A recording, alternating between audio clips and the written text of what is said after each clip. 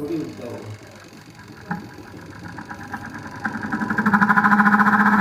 मेरा नाम है समय और आप देख रहे हैं हमारा YouTube चैनल टेक्निकल समय। दोस्तों आज मैं आपको बताऊंगा कि हमारी जो वॉशिंग मशीन होती है उसमें स्पिन का जो ड्रम होता है भट की आवाज आती है और इधर उधर हिलता है। जैसा आपने वीडियो में देख लिया तो इस तरीके की आवाज आती है। इसको कैसे सही कर सकते हैं, किस वजह से ये दिक्कत आती है। इसके अलावा एक कंडीशन और होती है कि इसके अंदर मतलब हल्का हल्का सा करंट आता है। ये क्या रीजन है, क्या कमी है, कैसे सही करेंगे, मात्र 3-4 मिनट का वीडियो है, पूरा देखें, काफी अच्छी नॉलेज मिलेगी। और इसकी आवाज को हम बिल्कुल बंद करेंगे।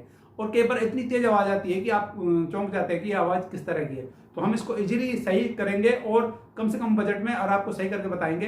तो चैनल पे अगर आप पहली बार आए चैनल को सब्सक्राइब करें, वीडियो को लाइक शेयर जरूर करें और साथ साथ में ऑल नोटिफिकेशन बेल पर भी क्लिक करें ताकि आने वाली हर वीडियो तुरंत आप तक पहुंच पाए, आपसे कोई भी यूजफुल जानकारी मिस ना हो। मेरा नाम है समय और आप देख रहे हैं हमारा यूट्यूब चैनल टेक्निकल समय। तो दोस्तों आइए शुरू करते हैं वीडियो।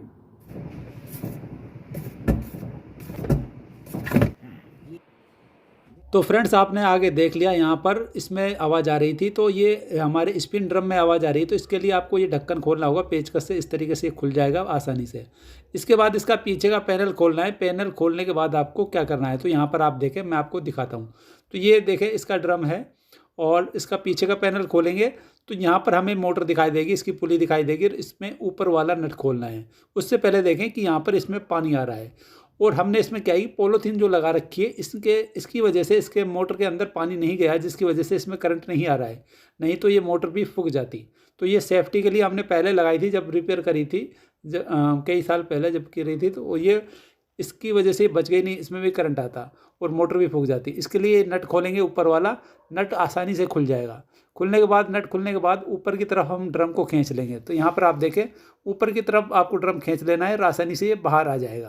तो यहाँ पर आप देखें आसानी से निकल जाएगा, कोई भी दिक्कत आपको इसमें नहीं आएगी। अब यहाँ पर आप देखें इसका बूफर है जो बिल्कुल फटा हुआ है, डैमेज है, तो जिसकी वजह से अनबैलेंस भी है और पानी भी इसके अंदर आ रहा है। तो अब इसको आप प्लास से पकड़ के खींच लीजिए, निकल जाएगा। और इसके बाद सेम इसी का, जैसे एलजी का है तो हमारा एलजी का ही हम लेकर आएंगे। इसमें 2 तरह के आते हैं, एक चूड़ी वाला आता है, एक बिना चूड़ी वाला आता है। तो आप देखें आपको कौन सा बेटर लगता है वो आप इसमें लगा सकते हैं। और इसमें जो हम बढ़िया वाला खरीदेंगे तो इसके साथ इसकी जो हड्डी है ये वाली, ये नहीं आएगी। आप चाहे तो पुरानी लगा सकते हैं या फिर आप चूड़ी वाला ला सकते हैं। चूड़ी वाले के साथ आपको कंप्लीट ये मिलेगी। अब हम यहाँ पर क्या है कि जो भी आपकी मर्जी है वो लगा सकते हैं, लेकिन उसका साइज़ सेम होना चाहिए। इनमें साइज़ का थोड़ा बहुत फ़र्क आता है। वर्लपूल का थोड़ा सा बड़ा होता है और कई मशीनें हैं जिनसे इनका छोटा होता है। तो ये आप पुराना लेकर जाएँ, उसके हिसाब से ले आएँ, चूड़ी वाला मिल जाएगा। चूड़ी वाले में आपको लगाने में बहुत आसानी होगी, इसमें दिक्कत आपको नहीं आएगी। हालांकि दिक्कत दूसरे में भी नहीं आती है, वो भी आसानी से लग जाता है, लेकिन चूड़ी वाला आसानी से कस पाएंगे। तो यहाँ पे सिलोचन लगा के, यानी कि जो भी ग्लू है आप लगाकर इसमें यहाँ पर इस तरीके से रख देंगे। यहाँ पर आपको एक हेल्पर की ज़रूरत पड़ेगी जो ऊपर से इसको रोक ले। उसके बाद इसकी चकनट कस देंगे। चकनट कसने का तरीका है कि पेच कस ले लंबा वाला और इसमें जो ग्रिप है उनको इस तरीके से कसते रहें और ऊपर से आप अच्छे से इसको पकड़वा लें ताकि ये फ्री ना घूमे। और जब ये टाइट हो जाए तो वहाँ पर आप इसको छोड़ दें। अब इसके बाद हम क्या करेंगे, इसमें इसका ड्रम लगाएंगे। तो ड्रम लगाना बहुत ही आसान है।